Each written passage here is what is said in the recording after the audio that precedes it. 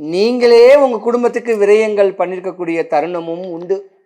ஆனால் இனிமே இதெல்லாம் தொட்டதெல்லாமே விளங்க போகுது. மாளிகையோடு வாழ போகிறீங்க. யோகங்கள் கிடைச்சி வாழக்கூடிய தன்மை வரப்போகுது. ஒரு சூட்சமம் சொல்கிறேன்.